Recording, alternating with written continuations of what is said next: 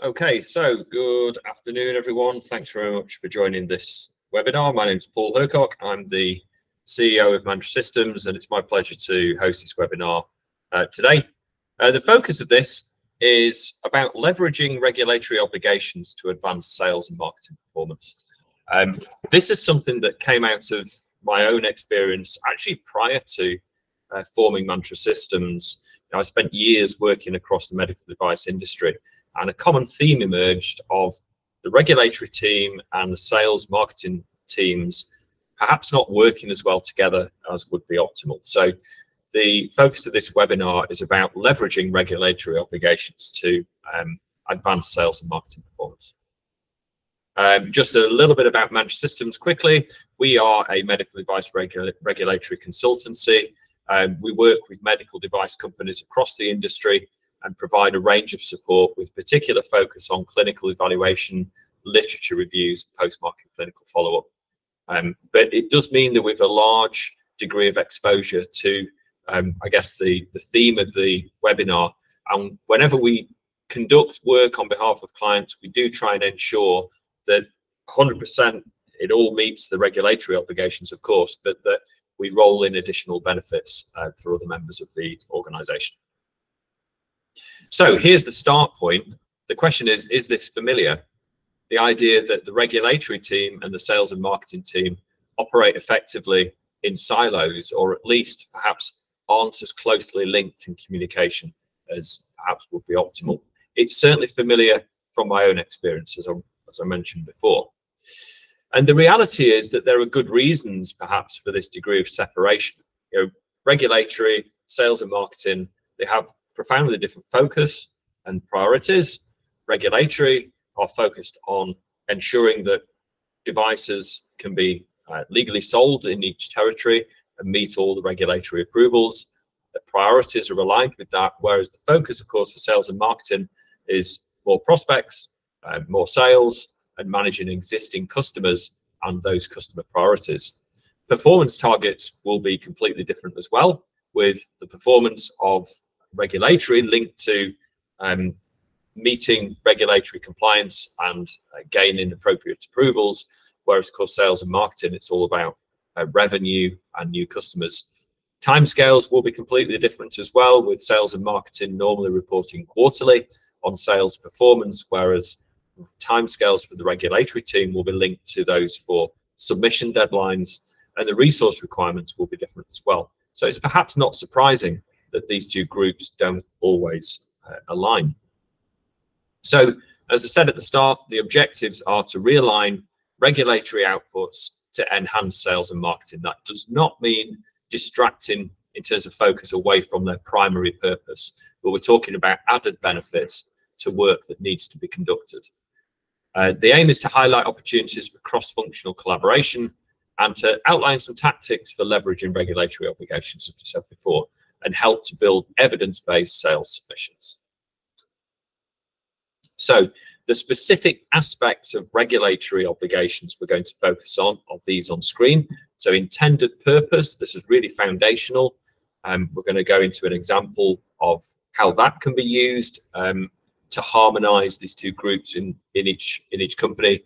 We're going to look at state-of-the-art literature reviews, post-market surveillance, and adverse events, and we're going to take them as a block because there's a lot of interrelation between them in terms of the focus we have for this webinar.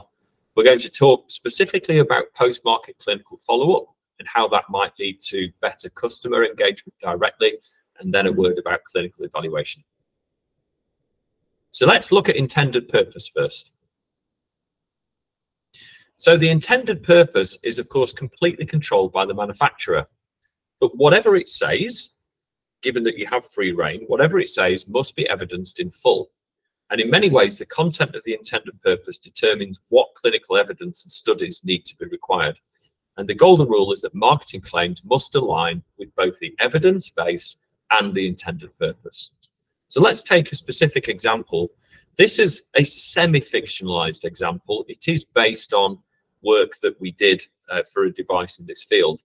There was two possible variants of the intended purpose: intended to detect atrial fibrillation, AF, which is an irregular heartbeat, intended to detect AF for prevention of stroke and intended to detect AF, with the intended purpose stopping at that point. And the specific claims that may flow from each of these different iterations are as follows. So in the first instance, if data supports it, you might be able to talk about a percentage reduction in incidence of stroke, or CVA, reduction in death, and reduction in paralysis. Whereas perhaps on the other side, the specific claims that tie directly to the type of evidence that might be available to a regulatory team is about sensitivity and specificity numbers, because these are what are likely to be reported in the clinical evidence. So sensitivity of 98% for detection of AF, or specificity of 95% for detection of AF. And it's easy to see why there might be a misalignment here, because it could be argued that the claims on the left-hand side of the screen from a marketing perspective are much stronger than those on the right-hand side of the screen. So what can we do? Well, if regulatory and sales and marketing were working effectively and collaboratively in this case, it is possible to find a powerful intended purpose with powerful claims that will meet the requirements of both groups. So let's dig into these numbers a little bit to build this example up. If you think about it, there are only 4 possible outcomes in this case. Atrial fibrillation is in fact either present or not present in a given patient. And for each of those cases, atrial fibrillation can either be detected or not detected. In 2 of those cases, the outcome is appropriate, and in 2 of those cases, the outcome is not appropriate. So let's plug the numbers into this grid. If AF is present and AF is detected, then that's the correct answer. And sensitivity means detection of something when it is in fact present. Specificity means essentially non-detection of something when it's not present, meaning you're not detecting things that are not the condition of interest. So you can finalize this table by adding the percentages up to 100%. Well, what does any of this mean? Perhaps what we should do is focus on which of these numbers has the most potential to be useful in marketing claims. They're all relevant from a regulatory perspective, and to an extent they're all relevant in marketing, but which one can we use for most effectiveness? In this case, it was actually this one, and we'll build up the example of why. Because if we were to say we're only missing 2% of cases of AF, well, that's great, but what are the consequences of missing atrial fibrillation? You know, most people that have atrial fibrillation is asymptomatic. They can live with it for years without being aware of it, and consequences of non-detection are going to be difficult to prove. Whereas actually, if you say that atrial fibrillation is present when it is in fact not, it may mean that a patient is put onto medication inappropriately, and in many cases, the type of medication used for atrial fibrillation are antithrombolytics, so blood thinning medication, which is not without risk.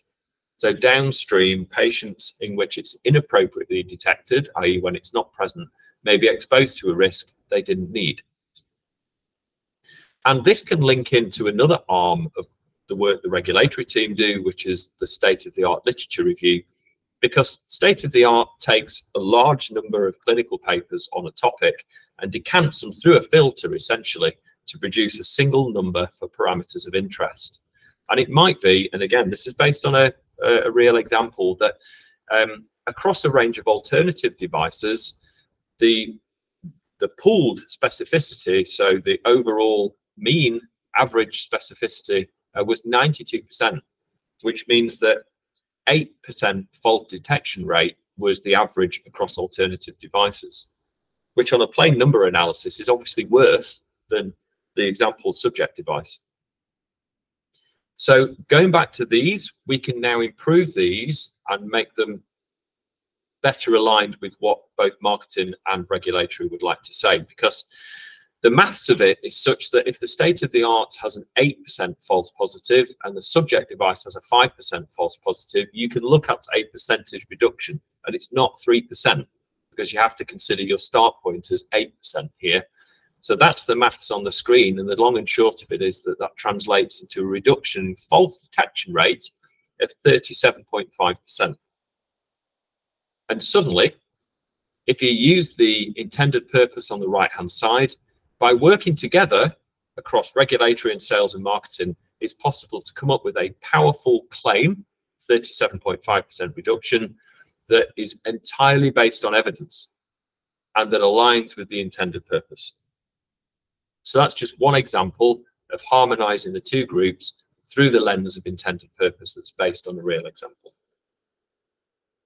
And by the way, we'll take any questions at the end of the webinar. So if you do think of anything that you want to ask for now, please just pop it in the chat and we'll get to that at the end. We'll also open the call at the end for any questions. So we've talked about intended purpose and we hinted towards the advantages of looking at competitors through the lens of the regulatory work that needs to be undertaken. So let's dig into this a little bit more and consider the state-of-the-art literature review in more detail, along with post-market surveillance and analysis of adverse events databases. So these three activities all involve looking at comparable alternative devices, similar products for the same target conditions used in similar ways. Another way of thinking about this is looking at another object that a user may reasonably reach for the same purpose. The literature review that needs to be undertaken for clinical evaluation, post-market surveillance activities, and adverse events databases all hold information related to competitors. And it was a surprise to me during my previous life working for other companies in the industry that the sales and marketing team didn't seem to have that much interest in the work that regulatory were doing in relation to comparable alternatives. And I think that's a missed opportunity. If you think about the state-of-the-art literature review that's been conducted, this is what is being looked for: performance outcomes. How well are alternative devices doing? So if your device, for example, is intended to reduce pain, a focus of a competitor analysis for regulatory purposes would be looking at the average pain reduction following use of these alternative devices, perhaps measured using something like a pain VAS scale. So performance outcomes will be recorded, and also lots of information related to complications or adverse events. So the rates, how often they occur, how severe they are when they do occur, and even just the types of adverse events that occur. So here's a real example from previous work that we've done. A customer manufactured a silicone breast implant, and we were conducting a clinical evaluation for them. We did a really detailed state-of-the-art literature review. And when we do this, we always have an eye on how the information that we find might be double-purposed. And we found that the subject device, in evidence, had rates of capsular contracture, which is a really major complication associated with all silicone breast implants. Their rate was 3.3%, but actually all the alternative brands on the market reduced to an average of 5.4%, which meant that that was a significant reduction versus competitor devices of quite a serious complication that they were totally unaware of until this work was undertaken. A further example comes from part of the post-market surveillance system, which is post-market clinical follow-up. An objective for post-market clinical follow-up is for all manufacturers to look for something called systematic misuse. This is when users, completely beyond the control of the manufacturer themselves, are starting to use a device off-label in ways that perhaps it wasn't directly intended. This isn't when they're using it in contraindicated circumstances, but just, I guess, where they've extended of their own mind the scope of intended use. Here we had a product that was indicated for use in the metacarpophalangeal joint and the proximal interphalangeal joint. In other words, the joint between the finger and the hand and the first joint in the finger, but not the end joint in the fingers. It wasn't indicated for use there. But actually, through their post-market clinical follow-up, it became clear that a lot of their customers were using it in the distal finger joint with a great degree of success. And so what that meant is they'd already got the evidence in place to expand the indication into this new field. And that means a whole new target market that they can sell the device. Then a final example came out of scrutiny of adverse events databases, such as the MORD database, which is held by the FDA. This is a database where anyone can register any adverse event in relation to any device. So it is a rich source of data, but it can't really be used for frequency analyses because there's lots of potential for duplicate entries and everything else. But what it is good at is telling you qualitatively what's gone wrong with other types of other devices that are similar to the subject device, so with competitor devices. This example was in relation to a bone cement that was still pre-market, and we conducted a search of the MORE database on behalf of the client, and we found that common adverse events related to reports of premature setting of the cement in hot climates.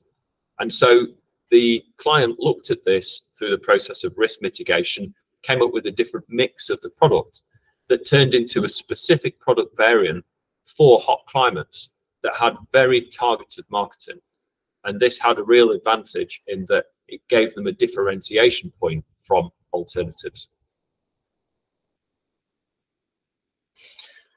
We mentioned post-market clinical follow-up before, and as I hinted towards, this is one arm of the post-market surveillance activities that need to be conducted.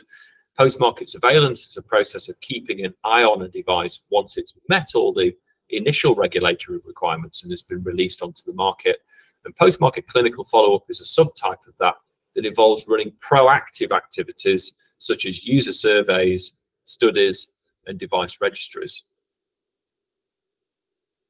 So it's a proactive data collection on approved devices. And the thing is that it's a near universal requirement under the MDR. It's received much greater prominence than it's ever had before. I mentioned some of the possible methods that might be chosen for PMCF activities. And if you're going to run a clinical study, of course, it has to be approved by a clinical site, and the clinical site has to be onboarded. That automatically means a reason to engage with the clinical site, often on an ongoing basis. And because these activities will run for a period of time, it's a bringing together of the manufacturer and their customer. So it gives a source of direct customer engagement and an opportunity to develop KOLs. The clinician who's leading any of these activities will naturally move closer to the manufacturer and be in touch with the clinical data that's been developed. So it's a way also to remunerate a site for time and effort involved. That has to be done in a compliant way. But most clinical sites are cash strapped and have been advised that they need to seek opportunities to run commercial studies. So as long as it's done in a compliant framework, that's another great way to lock customers in. And a lot of the time, there may not be a direct line of communication between a manufacturer and their customers, especially if selling through a distributor. But this is a way to have a perfectly legitimate reason to have more direct customer engagement. And of course, the customers that are running these studies can also use this data for conference presentations and everything else. So that then means that you have a respected clinician presenting data on your product at a conference of their peers, which is very powerful. And then the final block that I wanted to talk about is clinical evaluation. Clinical evaluation is a major part of the regulatory obligations that need to be put together to comply with the MDR. And it is an evidence-based analysis of several factors related to the device. One is its suitability for intended purpose, its conformity with the general safety performance requirements, the device's performance versus benchmarks or objectives for safety and performance based on other similar devices, we talked about that before, and an analysis of the device's benefit risk profile. So it necessarily is a summation of all available evidence relating to the subject device and competitor devices. It's a really rich source of information that, if suitably summarized, could be of real benefit to sales and marketing. But I never once saw sales and marketing ask to see a summary of the clinical evaluation report. I think that's a really missed opportunity, because when we at Mantra Systems conduct a clinical evaluation, we definitely have an eye on what secondary benefits might this process have, and that includes a summarization of information that perhaps sales and marketing might be able to use. And as a reminder, clinical evaluation looks at all of these factors. So it looks at the state of the art, it looks at published clinical evidence on the subject device. It's a necessity to do a pooled analysis of data related to both state of the art and subject device. That means you get a single number for each parameter and a direct comparison between the two.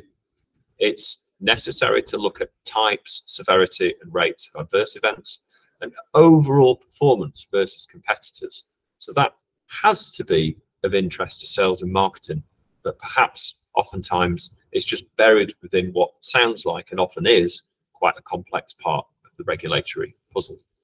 So I guess a call out is for both sales and marketing and regulatory to ask for this collaboration. And certainly when we conduct this work on behalf of clients, we always try and advise on which aspects of the CER may be of benefit across the organisation. So in summary, we've talked about 4 major areas, all of which are regulatory obligations, but all of which have the potential to benefit the more commercial arm of a medical device manufacturer. The intended purpose, state-of-the-art literature reviews, post-market surveillance and adverse events, post-market clinical follow-up, and clinical evaluation.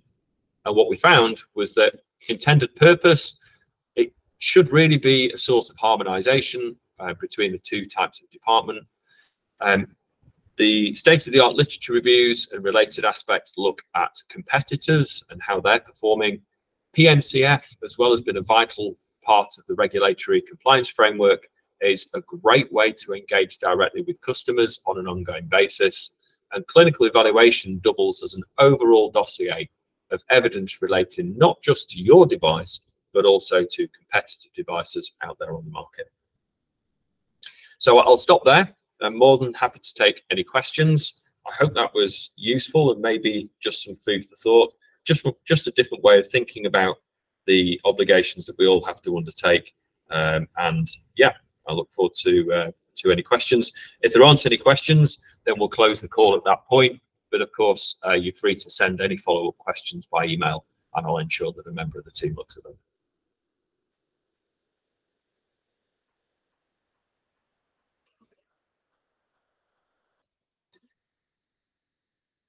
Okay, so I can't see any questions coming through. So I think at this point we'll probably close the call, but I am grateful for everybody's time. I'd like to thank you for joining the call today. If you have any questions related to any of that, please feel free to follow up by email, and I wish everyone a very pleasant afternoon. Thank you very much.